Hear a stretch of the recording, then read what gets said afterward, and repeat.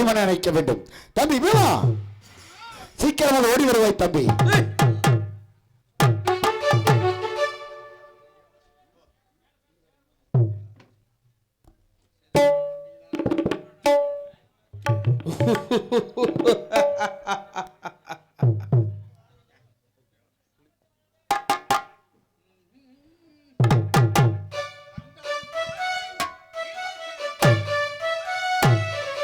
வந்தார் பாரி வீமன் ராஜர் வாரார் பாரி.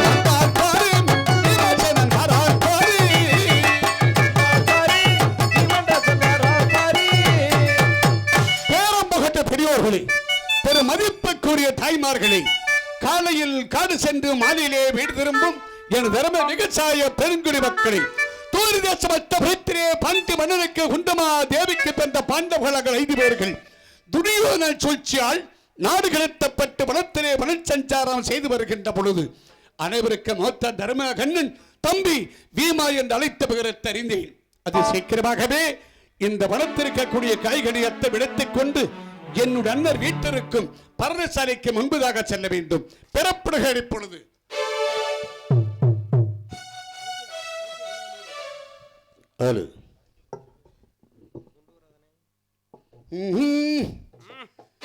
காய்கனிகள் தானே பீமாசேனன் பதினாறு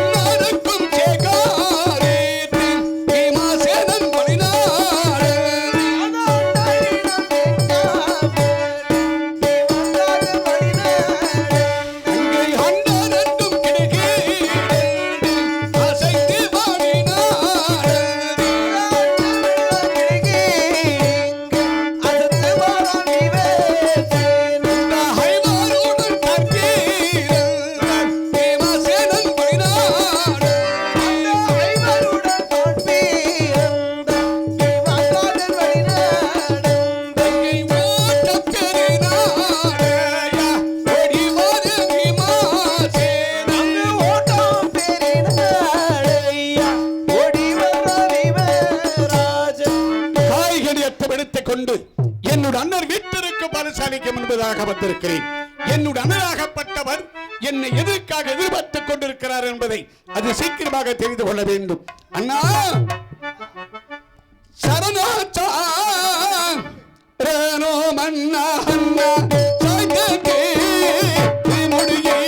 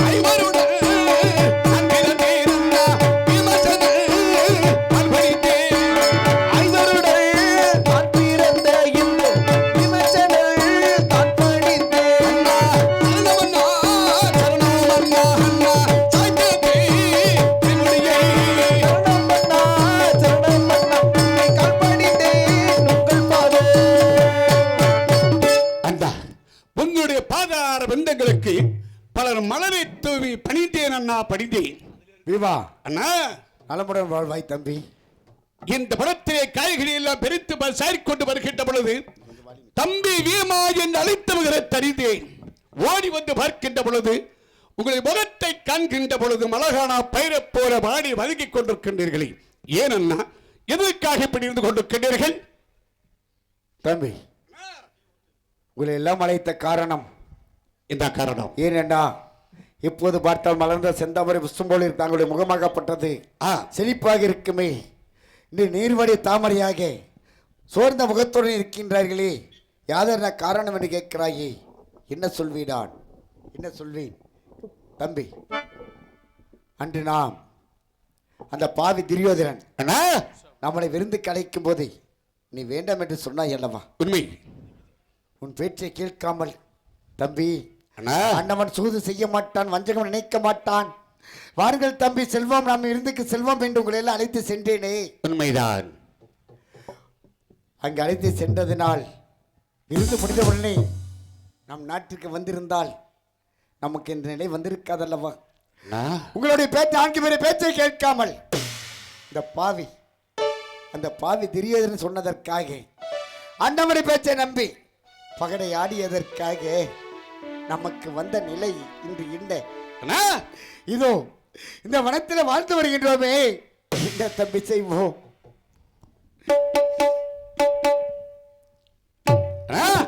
என்ன செய்வோம் தம்பி, ஏது நாம் செய்வோமே பீமா.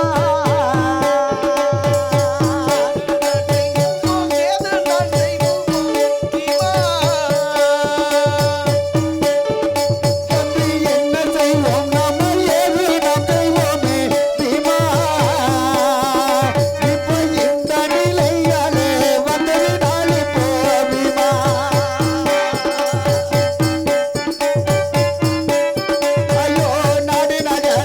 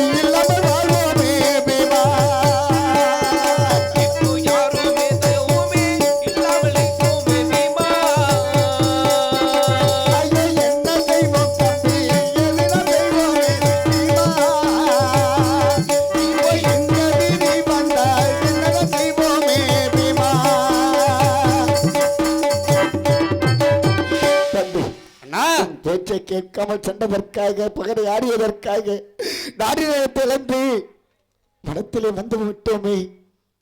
இந்த எட்டாவது வனத்தில் வாழ்ந்து வருகிறோமோ, உண்ணுவதற்கு உணவு இல்லாமல், சாப்பிட உணவு இல்லாமல் வனத்தில் இருக்கின்ற கனிகளை பறித்து சாப்பிட்டு வருகின்றோமே. யாருக்காக? இந்த பாவி செய்தற்காகத்தானே. என்ன என்ன அப்படி ஒரு வார்த்தை கூற வேண்டாம்.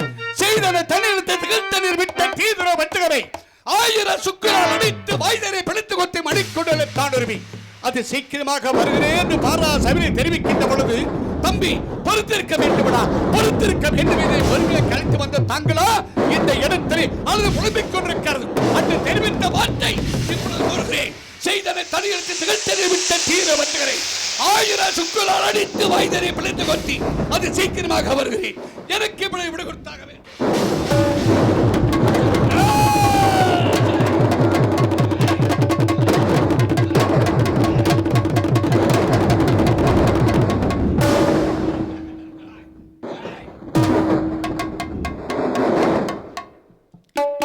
தம்பி, இப்பொழுது கோபமாக செல்கிறான். நீ சென்று துரியோதனை கொள்வது சுலபமான காரியம்தான் உனக்கு. நீ வீரத்திலையும் விவேகத்திலும் சிறந்தவனை அவனை கொன்று விடலாம். கொன்று விட்டால் அனைவரும் என்ன சொல்லுங்கள் தெரியுமா? எந்த கூறுவாய்? தர்ம நாட்டு சபையில் என்ன சொன்னான்? வனவாசம் முடிந்து வருகிறேன் மீண்டும் நாட்டிற்கு என்று சொல்லிவிட்டு சென்றானே. ஆனால் வனவாசம் முடியாமல் தம்பிமார்களை விட்டு துரியோதனை கொன்று விட்டானே. அவனுக்கு ஏது சத்தியம்? அவனுக்கு ஏது நீதி? அவனுக்கு தர்மம் என்று தர்மத்தை காத்துக் கொண்டிருந்தால் இறந்த நாட்டை பெற முடியுமா? அந்த எதிரறித்தல் வெறுக்காக முடியுமா?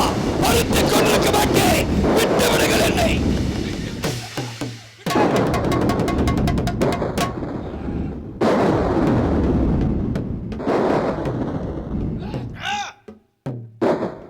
தம்பி, அந்த அண்ணன் சபையிலே, பாரா சபையிலே ஒரு மனிதனாக பிறந்து விட்டால், இந்த கரத்தை கொடுத்து விட்டாலும் கூட நழுவி வந்து விடலாம். ஒரு மனிதனுக்கு நாக்கை பிடிப்பது எதற்காக? கொடுத்த வாக்கை காப்பாற்றுவதற்காகத்தான். அன்று பாரா சபையில் வாக்கை கொடுத்து விட்டேன் தம்பி. வனமாசம் முடிந்து வருகிறேன் என்று அதற்காக கொடுத்த வாக்கை காப்பாற்ற வேண்டும் அல்லவா? அதற்காகவது நீ பொறுமையாக இருந்ததான் தம்பியாக வேண்டும். அண்ணா, கரங்களை கொடுத்திருந்தால் பட்டி விடலாம். வாக்கை கொடுத்து விட்டு வந்து விட்டேனடா தம்பி. பொறுத்திருக்க வேண்டும், பொறுத்திருக்க வேண்டும். என்னை பொறுமையாக்கி கொண்டிருக்கின்றீர்கள் அண்ணா. ஆகட்டும் அண்ணா, தாங்கள் சித்தமே. என்னுடைய பக்கியம் பிறப்புகள் செல்வோம். தம்பி, இந்த நிலையிலும் கூட அண்ணா, தாங்களுடைய வாக்கை எனக்கு வேதமாக நினைத்துக் கொண்டிருக்கிறோம். நாங்கள் அனைவர்களும் தாங்களுடைய சித்தமே எனக்கு பாக்கியம் நினைக்கிறீர்களே. நீங்கள் எல்லாமே தம்பியாக பிறந்ததற்கு இப்பிறப்பு மட்டுமல்ல, இப்பிறப்புகள் எடுத்தாலும் இதெல்லாம் தெரிவிக்கிறார். 7 ஜென்மங்கள் எடுத்தாலும் கூட நம் தாயாருக்கு தான் நன்றிகடன் தீர்க்க வேண்டும், தந்தையாருக்கு தான் நன்றிகடன் தீர்க்க வேண்டும். ஏனென்றால் எப்படி என்ன அடுத்த பிறப்பிலாவது நாம் அனைவரும் ஒன்றாக பிறக்க போகின்றோமா? அண்ணன் தம்பிகளை பிறக்க போகின்றோமா? ஆண்டவன், இப்பிறப்பில் நீங்களே தம்பியை கிடைத்ததற்காக நம் தாயார் குந்தமாதேவி அவர்கள் அன்று வரம் பெற்று நம்மளை ஐவரையும் ஈண்டெடுத்தார்களே.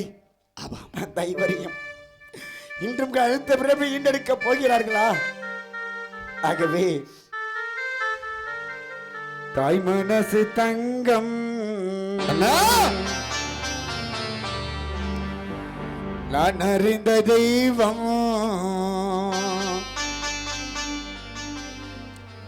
தாய் மனசு தங்கம், நான் அறிந்த தெய்வம், நன்றி சொல்ல போதாதம்மா 7 ஜென்மம் இது மாறாத சொந்தம். தாய் மனசு தங்கோ, நான் அறிஞ்ச தெய்வம், நன்றி சொல்ல போதாதம்மா 7 ஜென்மம் இது மாறாத சொந்தம். தாய் மனசு தங்கம், நான் அறிந்த தெய்வம், நன்றி சொல்ல போதாதம்மா 7 ஜென்மம் இது மாறாத சொந்தம்.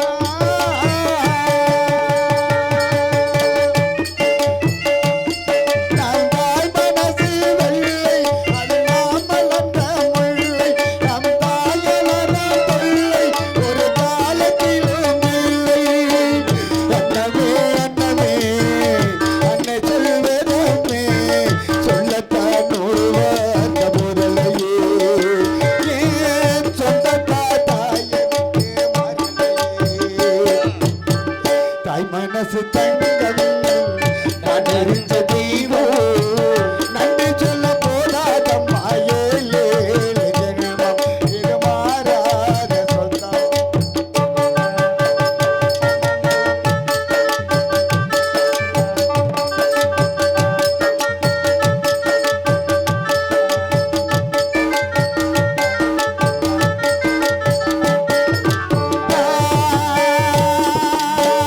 ஊட்டி வளர்த்தவதா ஊருக்கு மறந்தவதா ஊட்டி எடுத்து நம்மள தோல் சுமந்தேன்.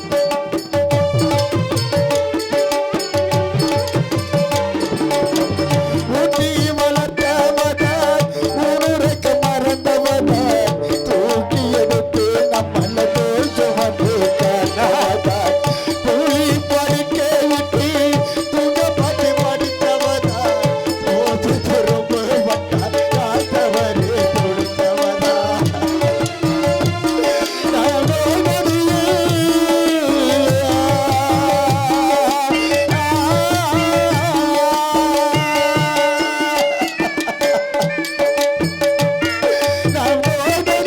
படித்த அவ பாய் படிக்க இழந்த கல்வாய் வைத்து மறந்து கோயில்கள சுமந்தா அண்ணவே அண்ணவே அண்ணே சொல்லதே சொல்லத்தான் ஒரு வார்த்தை முதலையே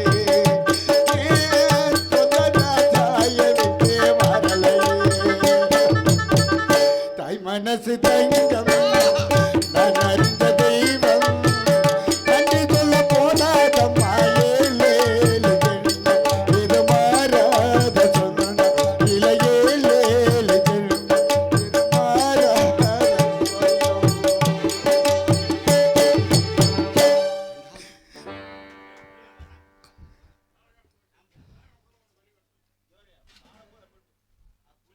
தாங்கள் அண்ணனாக பிறக்க வேண்டும். நாங்கள் பின்பதாக அண்ணா என்று அழைத்துக் கொண்டே வந்து கொண்டிருக்க வேண்டும். அதுதான் நீதி நேர்மை. பிறப்புகள் செல்வோம். தம்பி அண்ணா இப்பிறப்பிலே நீங்கள் என் தம்பியாக பிறந்தது சொன்னீர்கள் அல்லவா? ஆ இப்பிறப்பைகளுக்கு நீதான் அண்ணனாக பிறக்க வேண்டும். அண்ணனாக நாங்கள் என் தம்பியாக பிறக்க வேண்டும். இப்போது போலவே எப்போது என் ஜென்மத்தில் நாம் இருக்க வேண்டும், ஒன்றாக இருக்க வேண்டும் நினைக்கிறாயே. இது நினைக்கும் பொழுது இப்போது விடான் முத்துக்கு முத்தாக அண்ணா சொத்துக்கு சொத்தாக அண்ணன் தம்பி பிறந்து வந்தோம் கண்ணுக்கு கண்ணாக அன்பால் வளர்ந்து வந்தோம் ஒன்றுக்கு ஒன்றாக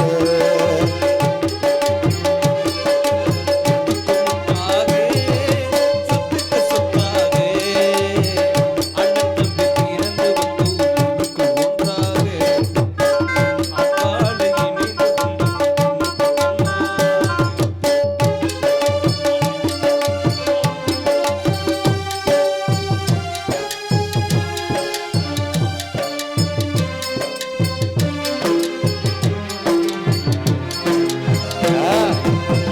தயார் பார்த்ததில்லை தந்தை முகம் அறிந்ததில்லை கலாட்டு கேட்ட தப்பி ஒரு பாட்டு மறைந்ததில்லை யாரும் படித்ததில்லை, தந்தை முகம் பார்த்ததில்லை, தாலாட்டு கேட்டதன்றி ஒரு வார்த்தை அறிந்ததில்லை.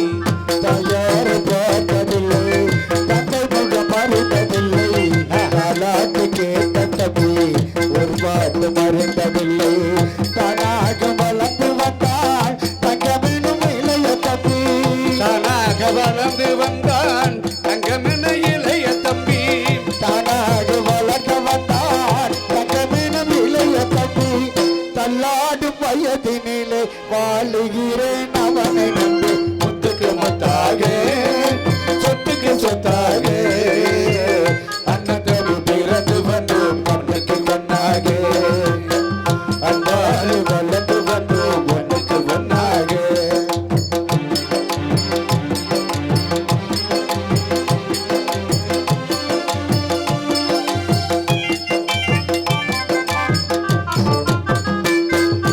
அண்ணன் சொல்லும் வார்த்தையெல்லாம்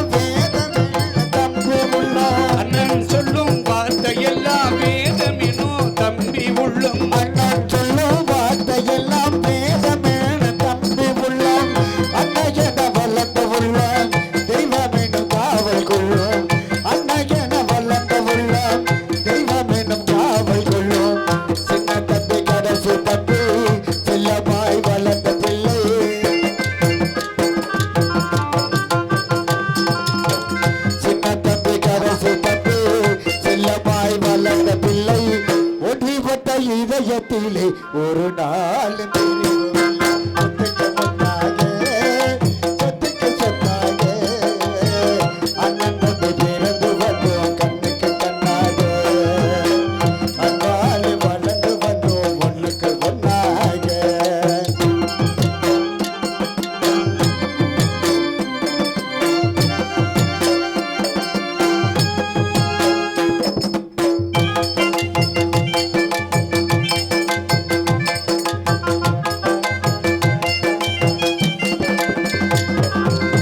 ராஜாக்கள் மாளிகையில் பாரானந்த மடா நாளிகள் மண்டபமோ நாம வந்த சொந்த மடா ராஜாக்கள் மாளிகையும் காணாத இன்பமடா நாளுகால் மண்டபமே நாங்கள் கண்ட சொந்தமடா ராஜாக்கள் மாளிகையில் காணாத இந்த மடா நாளிகள் மண்டபமோ நாம வந்த சொந்த மடா ரோஜாவின் இதழ்களை போல் வேறாத வாசமடா சாவின் இதழ்களை போல் திரார வாசமடா ரோஜாவின் இதழ்களை போல் திராத வாசமடா நூறாண்டு காலம் வரை மாறாத பாசமடா சொத்துக்கு சொத்தாக சொத்துக்கு சொத்தாக அண்ணன் தம்பி பிறந்து வந்தோம் கண்ணுக்கு கண்ணாக அங்காலு வளர்ந்து வந்தோம் ஒண்ணுக்கு ஒண்ணாக நாம் பொண்ணுக்கு ஒண்ணாக நாம் பொண்ணுக்கு ஒண்ணாக தம்பி அண்ணா நன்றி நன்றி நன்றி அண்ணா பிறப்பிடங்கள் செல்வோம் ஆகட்டும் தம்பி இந்த இப்படி புலம்பிக் கொண்டு என்ன செய்வது ஆ. இவனைத்து அடுத்த மனதிற்கு செல்ல வேண்டும் அல்லவா புறப்படுவான் ஆகட்டும் தம்பி வாரு மாடா தம்பி மாறு மனமை மறக்காயோ